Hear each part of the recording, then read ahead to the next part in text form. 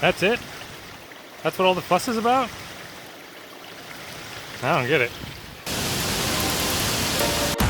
Hi, I'm Nicky Clements, and I'm in Tahquamenon Falls.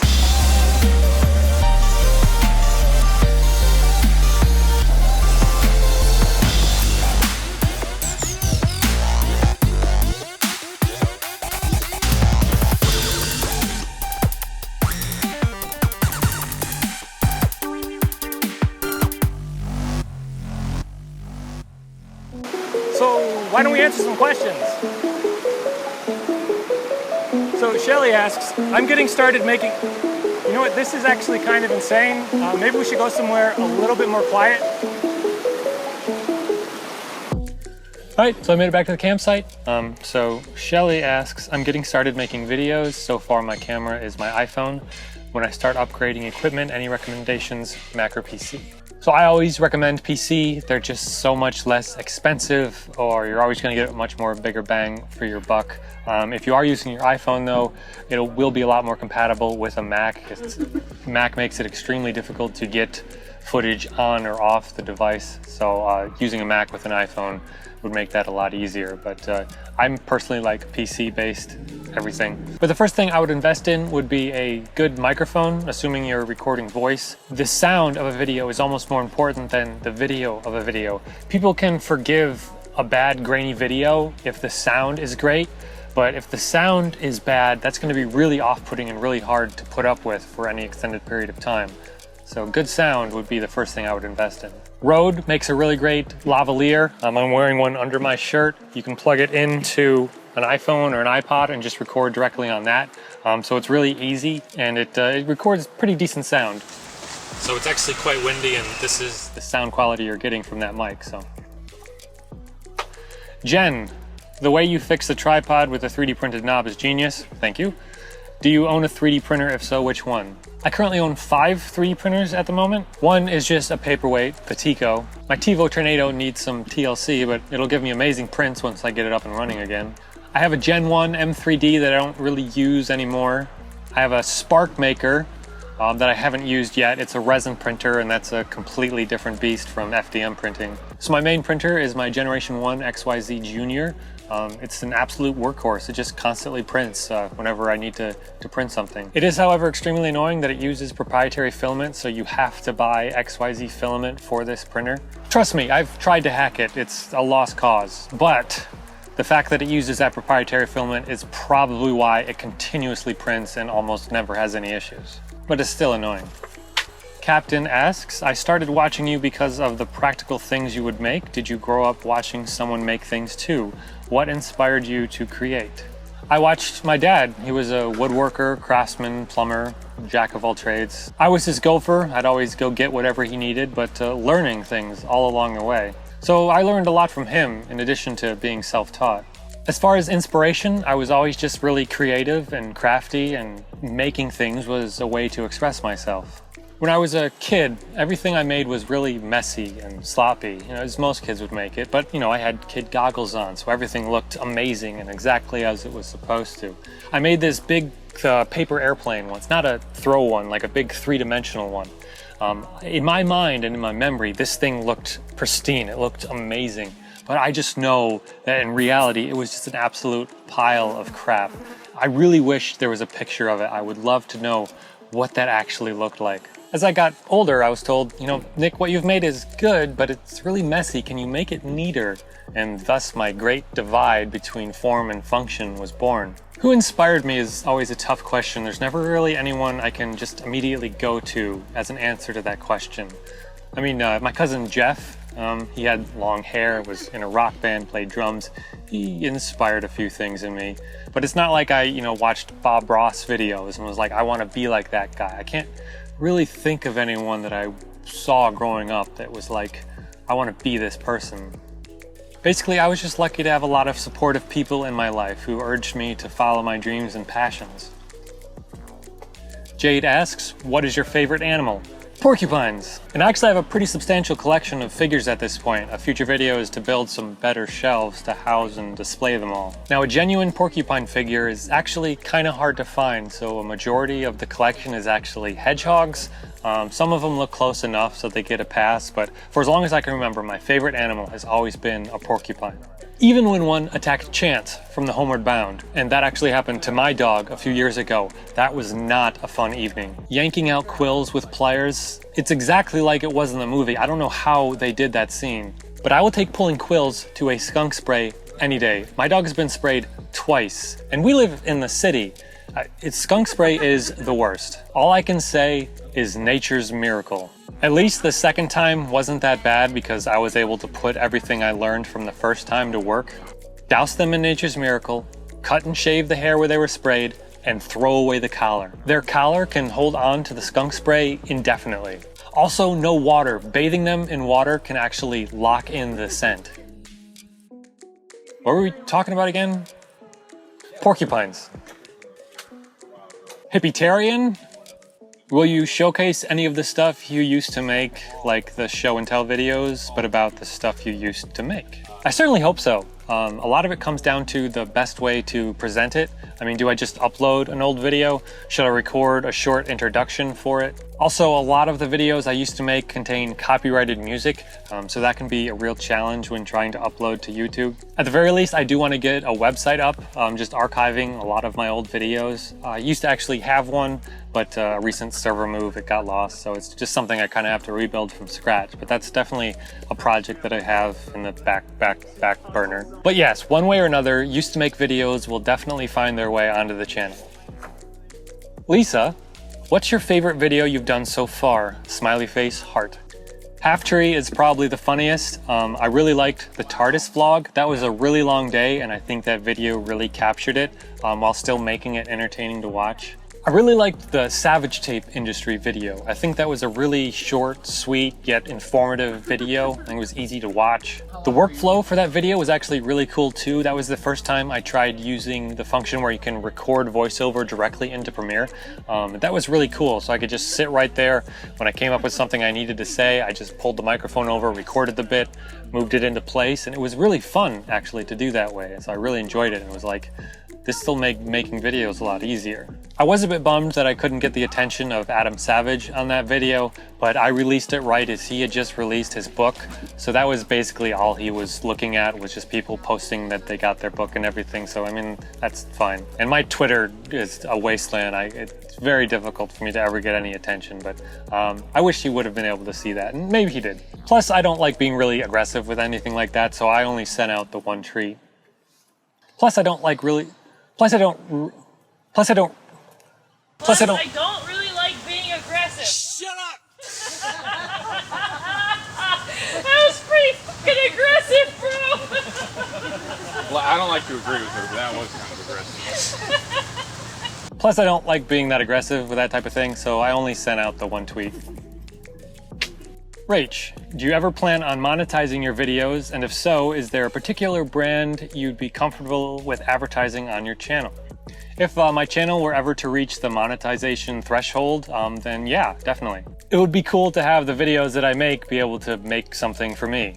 It's also very serendipitous that you would ask that, because just before I had actually filmed this. So I'd mentioned to my mom that I'm not even eligible for monetizing videos on my channel until I reach 4,000 watch hours.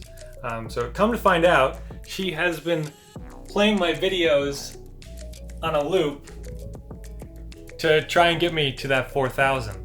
But not only has she just been playing them on a loop, she's like running a YouTube farm at her house.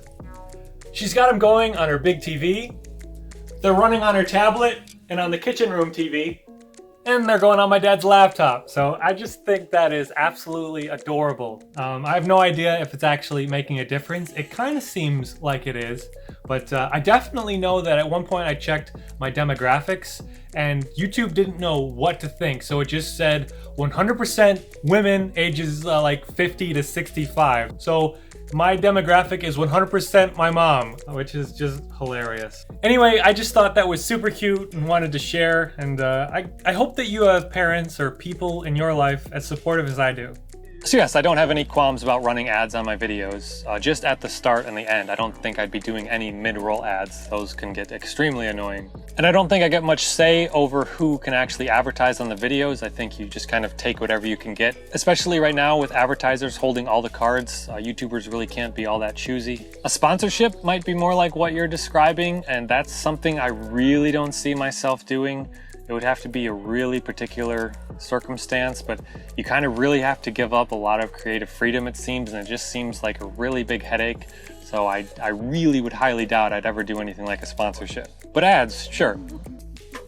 Hippitarian, are you planning on doing more art-oriented projects like the Septic Eye? Absolutely. In fact, now keep this quiet. I actually want to make Robin Pixel Pit a Secret Wood Crystal too. So where the secret wood kind of made sense with the Septic Eye, where it's kind of organic and weird, it doesn't really fit with a Pixel Pit figure, unless maybe it was pixelated. So that's kind of my idea. Instead of just breaking shards of wood, everything would be meticulously cut and squared off and pixelated. So I think that would be really cool to do. I just haven't made the time or saved the money for the resin, but that's definitely something I hope to start on soon. Isaac. Are you doing any advertising for your channel? I think with a little more exposure and publicity, it could really take off because you are very talented and a genuine creator, and that is what people want. Well, thank you very much, Isaac. That's a really nice comment. But no, I don't really push the channel. I mean, I post to Twitter, but again, that's just kind of a wasteland, and I post it on Facebook, but that's more for just my friends and family. I guess I'm just kind of conflicted about advertising. Right now, I guess I'm just seeing how well the channel can do on its own. I mean, I might try to get more people to come to the channel. I mean, I really like growing this community, but I just don't want anyone to ever feel forced to come here. No. What does the D stand for? I literally tell you at the end of every video. Erica, do you have any dream ideas you'd like to do with this channel, even if you can't yet make them a reality? I would love to get this channel to a place where it could be self-sufficient, where it could pay for better equipment or just for supplies. I mean, honestly, if it could even just pay for a sandwich, that'd be awesome. I don't think it would ever be something to replace my day job, nor would I want it. I don't know if I'd want this to become my job. I think it's still nice as just something extra I do. If anything, I just would like the channel to grow more for just more interaction with all of you. These past few weeks with the increase in views and comments has been really awesome, and that's really fun. I'm enjoying just kind of talking and building this community. I'm so proud of this community. I'd like to take on more ambitious projects. A long time ago, I made an animatic for a Good Charlotte music video. On 2 occasions, I tried to film it with real people, and I never saw either of those through. It would definitely qualify as a dream that I would still like to one day see that project come to fruition. And this channel could definitely be a way to do that, whether it's just making enough funds to do it or helping me get connected to the right people that could help me make it happen. Hey, Editor Nick popping in here. I made it home safely, which if you're watching this, that's probably apparent. But 2 more questions have come in, so I figured I'd pop in now and answer those. So Mia asked, is there a story behind your safety pin necklace? Yes, there is. The short answer is Hulk Hogan. You want a bit more information than that? Sure. All right, so at the end of 2016, so it's been like 2.5 years. Well, there was this short-lived movement internet thing where they told people to put a safety pin on your clothing to show that you are a safe person, like an ally, kind of like a symbol of positivity and acceptance.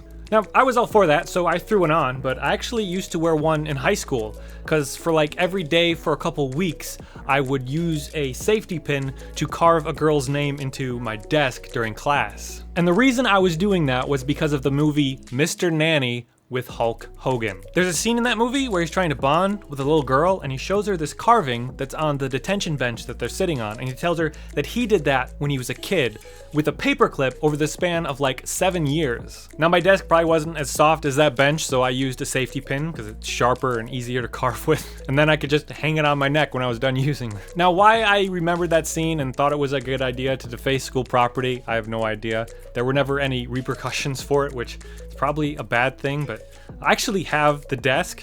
My friend, after I'd graduated, ended up finding that desk in an entirely different classroom, and he told me about it, so I just went and got it. And so now it's just in my backyard, kind of like a permanent borrowing situation. So that's why I wear the safety pin. Hulk Hogan. And the second question from Master Ninja Sun, what's your experience with making videos? Like, is it fun for you or just satisfying at the end? A challenge or an art piece to practice, etc.? Well, I've been messing around with cameras and making videos since I was a kid, so at least 20 years now. So it's definitely something I enjoy doing. It's definitely fun. I think the hardest part for me with making videos, with making anything really, is just starting.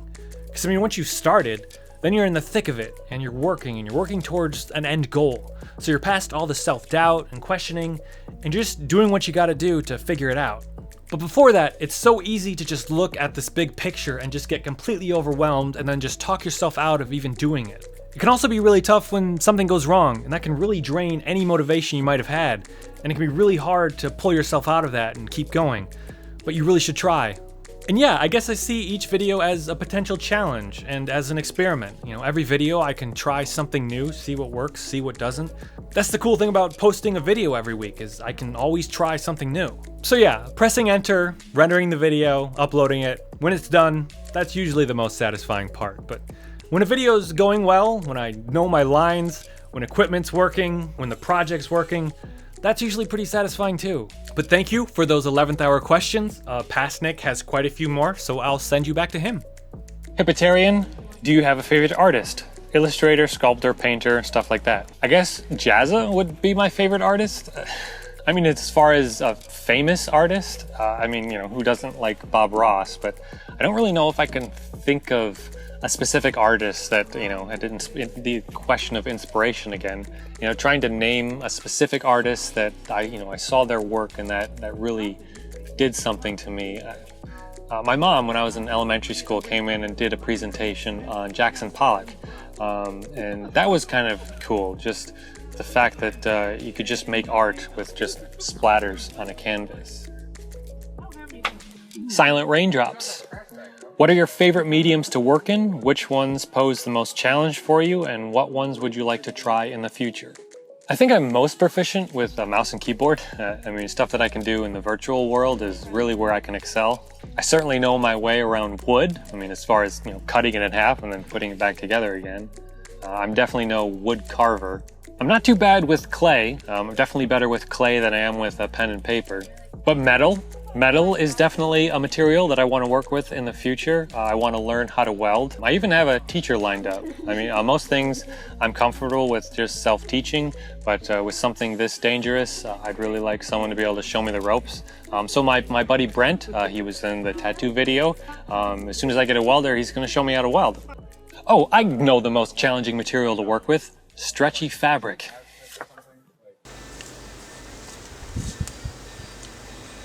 I'm not reading that one. All right, so I have an incredibly long drive home, so I figured I'd just finish answering the questions on the drive, and all of the rest of the questions are from Kevin. So, what do you like doing when you're not making videos? I'm always making videos. It's taken over my life, but that's kind of the point. I started this channel as a way to get myself to do the things that I wanted to do, but was too good at talking myself out of doing, aka lazy. But if I'm not making a video, I'm probably still making something. It's crazy how much you can get done when you don't have to film it. I don't know, the basic "what do you do for fun" question always kind of seems to stump me. I mean, I like most of what I do. I have fun doing whatever I'm doing, but I'm either usually working at like 100% or I'm doing absolutely nothing, just sitting and watching TV or YouTube or whatever. I like watching movies. I kind of do movies in stints, like I'll watch a whole bunch and then I won't watch any for a long time. It's funny, I'm more willing to commit to like a 40 episode series than I am like a 2-hour movie. But I think it's because with a series, there's a constant chance for redemption if it's not any good. With a movie, if it's a bad movie, it's just a bad movie. I'm a moderately good cook. Lisa and I like to go to conventions and festivals, but I'm definitely a homebody. I like being around the house and just staying home. It actually takes a massive amount of effort for me to, get together and hang out with my friends, and that's really something I want to work on. So, Brian, Brent, Andy, Mr. Shaheen, I'm coming for you. Kevin, again, what kind of work do you do for your day job? I do IT work, graphics and websites and package design, product labels, book layout, publishing, video production, podcasts, a whole gamut of things. Anything that they find out I can do, I usually end up doing for them. Kevin, have you ever traveled to any other countries? No, I don't travel too much. I mean, I go around the state quite a bit, but I've been to California, Florida, Ohio, Missouri, Illinois, Georgia. I think that's it. I mean, I've traveled through states to get to those states, but those are the ones that I've actually visited and spent any extensive amount of time in. And then I've only been out of the country twice. I've been to the Bahamas, and I've been to Canada once. Kevin, did you go to college or have any degrees? I went to Specs Howard School of Broadcast Arts, and I have a certificate. I have a certificate. I got a full ride scholarship from a film contest that I entered. It was a 8-month course that I did in 10 months. I failed the English portion, so I had to retake 2 months. I didn't get much of an education there. I mean, I learned a few things. Actually, I was doing a lot more teaching, just helping other students with things. And I mean, I completed the course with average marks, but I actually gave a speech at our graduation ceremony. Everyone wanted me to go up there and say something. I really wish I had a recording of that speech. It was really good, and I winged the whole thing, but I guess it's probably better remembered anyway. My class got together and they got me a business card holder with my studio production name on it, NPS, Nickel Production Studios. And my buddy Andy, he walks me out to the parking lot, and as we're walking, he goes, "Hey, I know you're a big fan of Good Charlotte, so we got him for you." And we walk up to this truck, and I have this super confused look on my face, and then he drops the tailgate of the truck, and in the back of the truck, all 5 Hot Topic Good Charlotte dolls were sitting there. It was amazing, the way he presented it, and just that type of gift, it was so cool. And then he said they were just going to get me one, but they saw all 5 on the shelf, and like, well, we can't just get him one. So they got them all for me. So it was him and a couple other guys pitched in, so that was just an awesome gift. So I had some good memories and good friends from Specs Howard, but as far as an education, for the most part, Specs Howard was just a nice buffer between high school and the real world. But after Specs, I tried a little bit of community college. I took like Intro to Business and Principal Marketing, which are almost the exact same class. I mean, they had similar homework assignments, and I turned the wrong homework assignment in for the wrong thing, but it still kind of worked. I don't know, I was falling asleep in class. I don't even know what grades I got when I completed, so I was pretty much knew I was done with school at that point. Anything else that I need to learn in life, I'll teach myself, or I'll find a way. Now, I'm not advocating dropping out of school or anything. I'm just saying find the way that you learn best, and then go after that. Kevin, where did you meet your wife? Facebook. I asked a coworker out, and she turned me down. And then a few days later, I got a friend's suggestion, when that was still kind of a thing, from her, and it was Lisa. So I added her as a friend. We started talking. Eventually she realized I wasn't going to make any moves or anything, so she kind of asked me out. We got together for coffee. She thought I was late. I wasn't. I was on time. I gave her a rose. She really liked that. She's always remembered that. Red rose, not quite open, still kind of closed. And the rest is history. Kevin!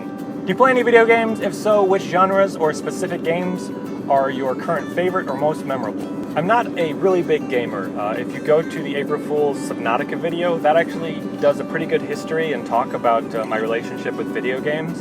But I'm a light gamer. I really like the game Subnautica. I bought Satisfactory, but I haven't played it much. I have an HTC Vive, but I don't use it nearly enough, which is kind of a crime. I don't really like RPGs or like fantasy games. I like Grand Theft Auto, but just kind of messing around, just getting in cars and whatever and driving, not really doing the missions. Actually, when they ported Vice City over to mobile, I got that game, and I was actually playing it through, doing the missions, and it was pretty fun. But then I got to a section that I just couldn't get past, and I just kind of lost interest. Honestly, I do want to game more, but finding the right game that'll hold my interest takes some effort. Kevin, what part of the U.S. are you in? Midland, Michigan. Kevin, what are some of your favorite YouTube channels to watch for any reason, fun, education, etc.? All of these and these. Well, my top 5 would probably have to be Jacksepticeye, Draw with Jazza, Shop Time, Markiplier, and make anything. Jack and Mark, mostly for entertainment. Jazza, mostly entertainment, and just because Jazza. Shop Time is just a great channel. Peter's a really great guy. We're kind of friends, which is really cool. I've been watching his channel a long time. I'd really like to make it out to California and meet up with him one day. I think that'd be really cool. It'd be nice to meet him. And make anything, you know, Devin's just doing amazing stuff with 3D printing, and he has awesome ideas, and he's really getting good at what he's doing. His channel's growing extremely fast. I caught it when it was a bit smaller, so it's been really cool seeing it grow. And there's so many more that I could list, but with Peter and Jazza and even Devin, those are YouTubers that I've actually had interactions with, so they're definitely at the top. And then of course, you know, Markiplier, Jack, because who can't have those at the top of their list? Kevin, favorite movies or type of movies? Well, my favorite movie is Evolution. Is it the best movie? No, not by a long shot. Is it even a good movie? Debatable, but it's my favorite. I remember seeing it in the theater. I rode my bike from my parents' house for 3 miles to get there. I mean, the casting is just amazing. You got David Duchovny, you got the 7-Up guy, Orlando Jones, you got Sean William Scott. And I mean, we're talking prime, American Pie, Dude, Where's My Car, Final Destination Sean William Scott here. And I mean, none of them were taking this movie seriously, but yet they were taking the movie seriously. I don't know, the movie felt approachable. It felt like something you could make. In fact, after I watched it, I went home and I made this thing.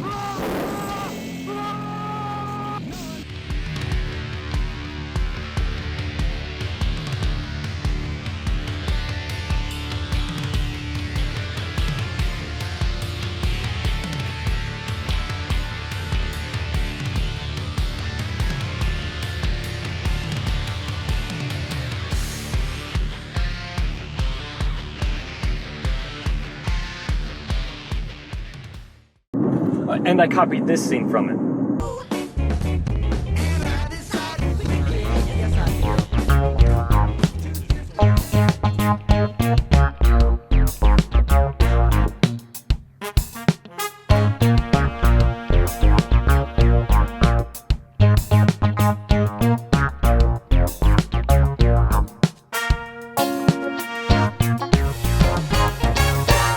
So yeah, favorite movie is Evolution. Favorite types of movie, I mean, I like most movies. You know, the Marvel films are great. I like science fiction, space stuff. I definitely enjoy Star Trek, especially the newer stuff to Star Wars. I mean, I don't hate Star Wars, but it feels like work. Like when one comes out, it's like a chore to have to watch it. I mean, I'll watch it. And, you know, actually the Rogue One or whatever was pretty good. I mean, the newer ones are more entertaining. But it feels weird. It feels like they shouldn't be entertaining. I don't know. It feels like it's supposed to be work and hard to watch and boring. I don't know. It's like, so when it is entertaining, it's like, oh, this is entertaining, but is it supposed to be? I don't know. So I'm not a huge horror fan, but actually I loved all the Saw films, so I'm sure that says a lot. Kevin, how long have you been married? I was married in May of 2014, so 5 years.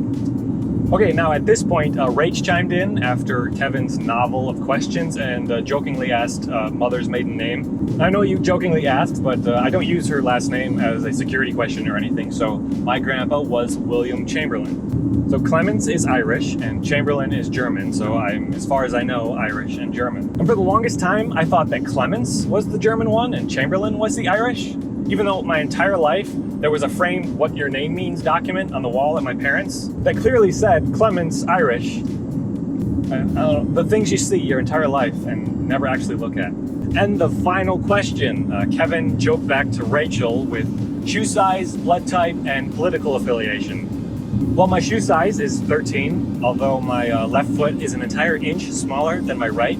So I really need to wear a size 13 and a size 12, but I'm not about to buy 2 pairs of shoes every time I need new shoes, so, you know, whatever. Blood type, I actually don't know. I've been meaning to find out for a long time. And political affiliation, you know, I think you can guess. That does it. Those are all the questions. That was amazing. That was a lot of fun, too. Thank you all so much for asking questions. That was so many more than I expected, and I almost expected none. So you guys are awesome. It really means a lot that you cared enough to ask. I genuinely appreciate it. So I hope I answered your question. I tried to answer honestly and thoroughly. I mean, answering questions about yourself can get in this weird narcissistic territory, but it can be really good. It can be therapeutic. If you really take your time and think about your answers, you can learn stuff. It can be good. You know, talking to you guys right now was actually really nice. It shaved quite a bit of time off my trip, so thanks for being here with me. But my sincere thank you for watching and asking. Once again, I am Nicky Clements, if you're wondering. Nick is short for Nicholas, and the D stands for driving. So anyway, I'm off to drive home.